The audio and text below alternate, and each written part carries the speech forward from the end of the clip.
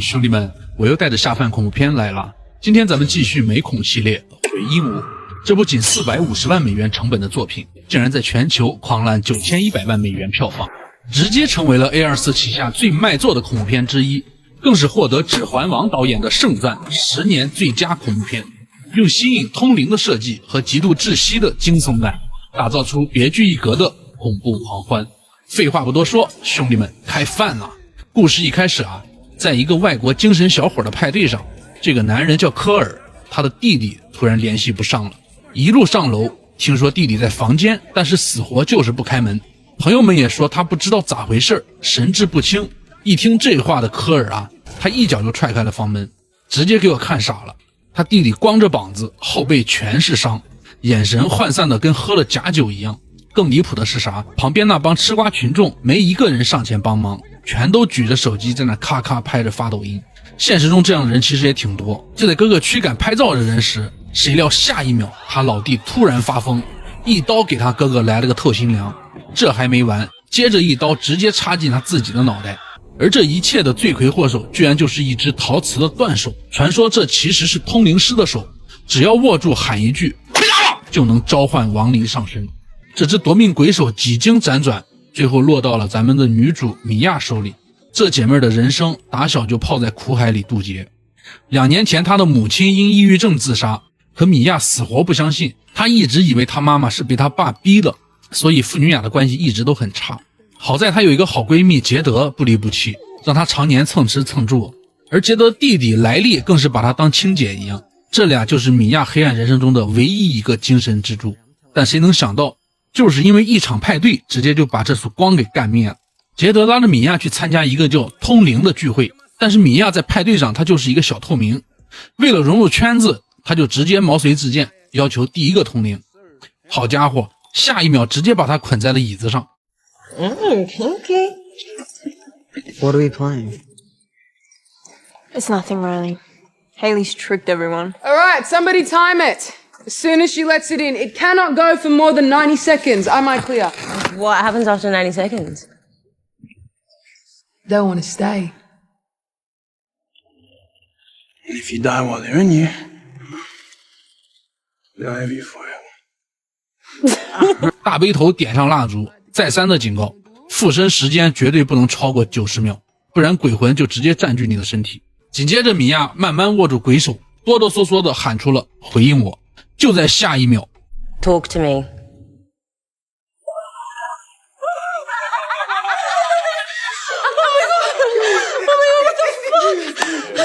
一个穿着破旧西装的老登，双眼泛白的盯着他。本来以为这就是闹着玩的米娅，这时真的吓呆了。结果这帮人还继续拱火，没办法，米娅只好硬着头皮再来一遍。就在这时 Talk to me.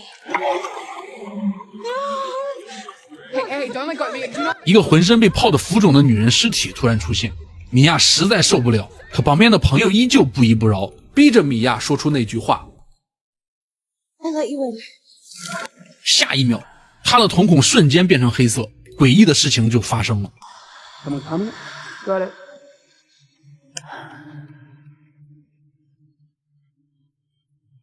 There you are.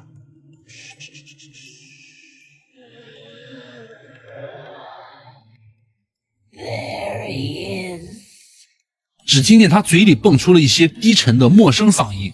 这还没完，米娅的身体和表情再次扭曲。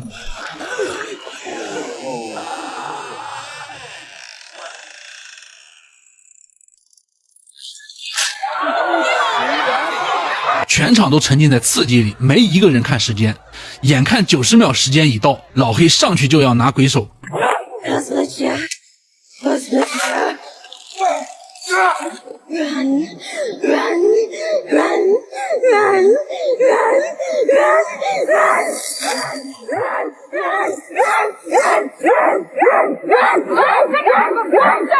直到大背头和老黑反应过来，立刻一起帮忙，才扯掉了鬼手。这时的米娅才缓过神，谁知这姐妹儿来一句啥 Amazing. 咱就是说，这被忽视太久的人，他就连被鬼附身都觉得自己能受到了关注，这种扭曲的快感直接让他彻底沦陷。深夜被派对上吓破胆的莱利，因为害怕，他想跟姐姐睡，结果就被无情的拒绝。无奈他只能投奔米娅。莱利他也睡不着啊，于是俩人就开始唠嗑。米娅对着单纯的小莱利疯狂安利这附身有多爽，有多奇妙，还巴巴的倾诉自己对母亲的死有着极大的执念。聊着聊着，莱利就睡着了。可谁都没发现，米娅摸莱利的手已经变成了黢黑的鬼手。其实那溺亡的女鬼啊，她根本都没走。还没过几天，杰德男友丹尼尔好奇心爆棚，非要拉着一群人在家里再开一场通灵派对。这哥们儿握住鬼手就开始念咒语，下一秒 I'll let you in.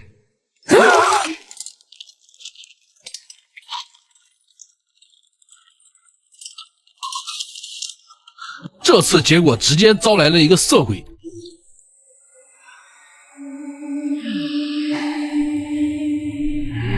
附身瞬间，丹尼尔喘着粗气就开始自爆，扭扭捏捏的，结果摔下了椅子。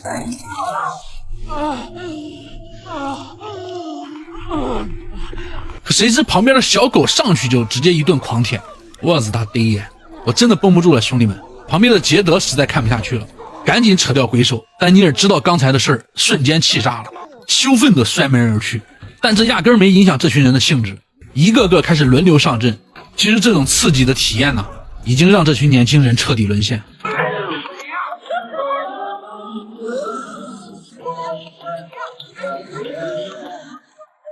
最要命的意外，他还是来了。莱利看着大家玩得挺嗨，也非要吵着试试。杰德说他是未成年，不能玩这个。但是莱利转头就找到米娅撒娇。其实米娅把这个弟弟一直当成自己亲生弟弟，看着莱利这一脸乞求的样子，就答应他了，就只玩50秒，就甚至还跟所有人签了生死状。接着蜡烛再次点燃，莱利慢慢握住鬼手，喊出了那句咒语。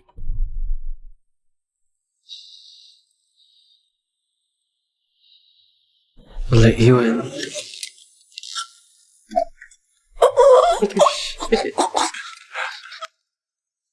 I'm so sorry.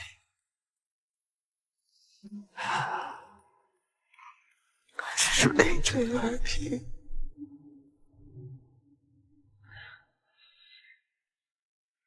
I never want to hurt you.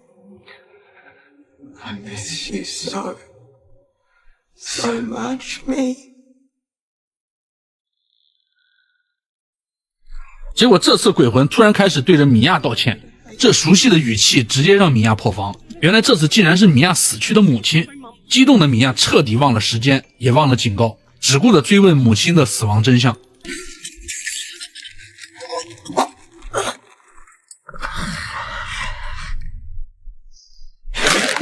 直到莱利突然一头撞向桌子，鲜血瞬间染红桌面，他才猛然醒悟。这时候时间早就超过了。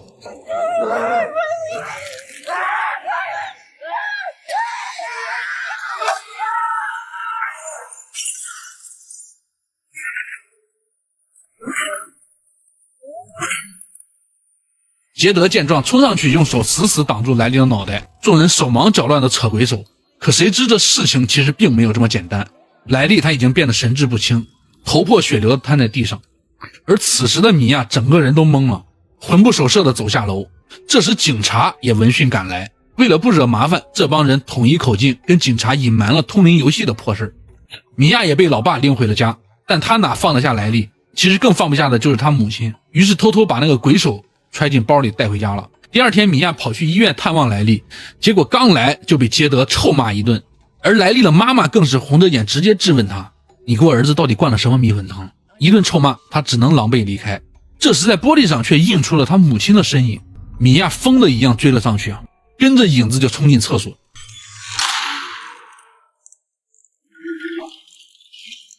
隔间里却只有母亲的求救声。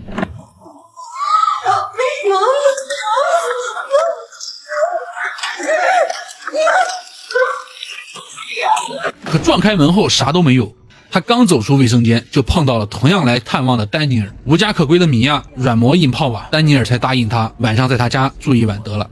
深夜米娅做了一个噩梦，他老爸拖着母亲的尸体走出房间。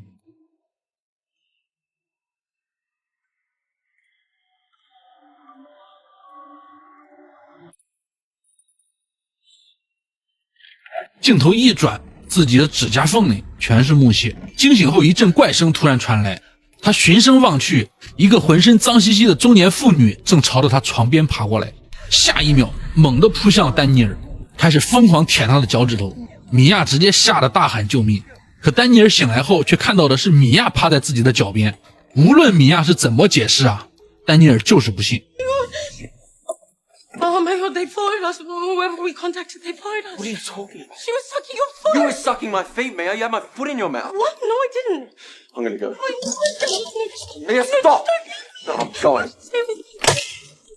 气得摔门而去。现在好了，全世界现在都误解米娅，他自己也彻底崩了。他掏出那只鬼手，决定独自开通灵局。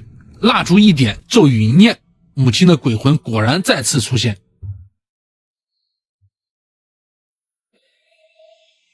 Did you kill yourself? 米娅哭着问出憋了2年的问题。 No. What on purpose, me? Is that the truth? I'd never want to leave you. Ever. Mia? Riley needs help. 正是这番话把米娅直接忽悠瘸了。她坚信自己必须要拯救莱利，但她不知道的是，其实她眼前这个母亲呢，她的衣角正在往下滴水。说白了，眼前其实就是那个溺亡的女鬼。与此同时，莱利终于醒了过来。可就在这时，莱利突然失控。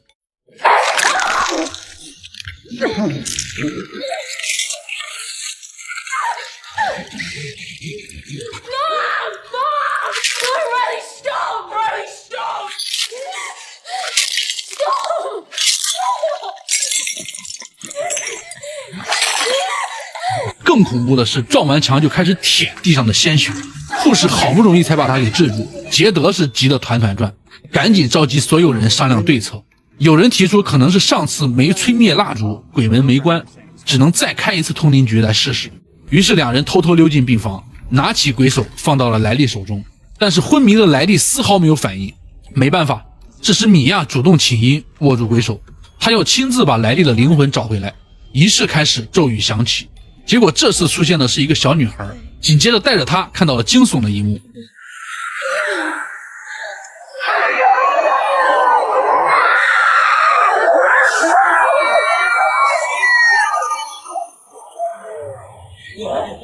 莱利的灵魂被一群恶鬼团团围住，一个老登的鬼魂正死死抱着他，试图彻底霸占他的身体。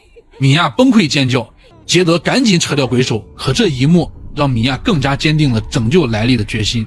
回到家，老爸突然叫住米娅，掏出了一个尘封已久的遗书，这是米娅母亲在自杀前留下的，他一直不敢给米娅看。信里其实写满了母亲被抑郁症折磨的痛苦，自杀对他来说就是一种解脱，希望米娅不要恨他，也不要恨他的父亲。此时的父女俩终于相拥而泣，解开了这个心结。可就在这时，镜子里的母亲再次出现。I'll be back. What?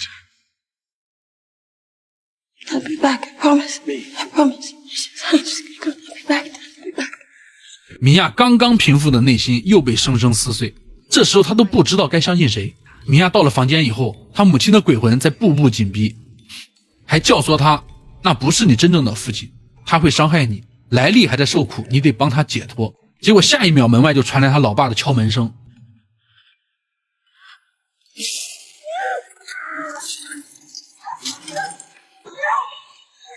就在米娅吓得拿起剪刀自保时，一直在客厅的甄老爸才破门而入，看到米娅痛苦的倒在地上，谁料下一秒米娅直接一刀插进了他老爸的脖子。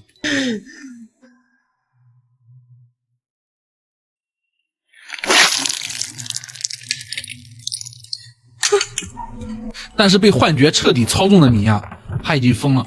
画面一转，米娅给杰德打了一个电话，告诉对方自己有办法救莱利，并让杰德立刻来自己家。其实这正是他的调虎离山之计。杰德刚出门，米娅就冲进了医院，莱利妈还一脸愧疚地向他道歉，把他当成自家人，放心地让他跟莱利独处。病房里，米娅看着床上被折磨得不成人形的莱利，正要动手，却发现莱利突然变成了一个满脸脓包的老头，甚至还出言嘲讽米娅。 I am ending this. Don't take him. He's ours. 可就在下一秒，老头又瞬间变回了纯真的莱利。米娅就准备动手时，终究还是停住了，因为他对这个弟弟的爱，终究还是战胜了鬼魂的蛊惑。另一边，杰德刚到米娅家就发现米娅的老爸倒在地上，他这时候才反应过来自己上当了，赶紧给他老妈打电话。等众人赶到医院时，米娅早已带着莱利冲向了高速公路。杰德在后面拼命追赶，可米娅身后的母亲鬼魂还在不停教唆。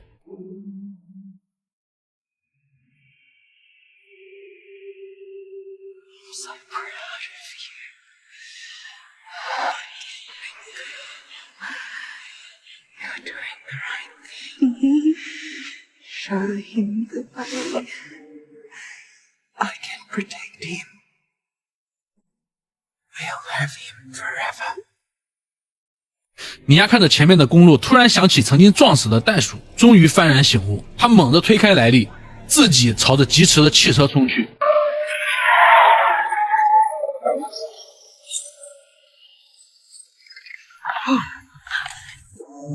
最后用自己的生命完成了救赎。但故事到这儿还没完，米娅从马路中间站起来，看到杰德抱着安然无恙的莱利，正想上前，却瞬间瞬移到了医院。他看到莱利已经痊愈，和家人有说有笑，又看到自己的老爸走进电梯，可无论他怎么呼喊，他老爸都没有理他。就在这时，他低头一看，自己的手指早已经扭曲变形，镜子里甚至连自己的影子都看不到。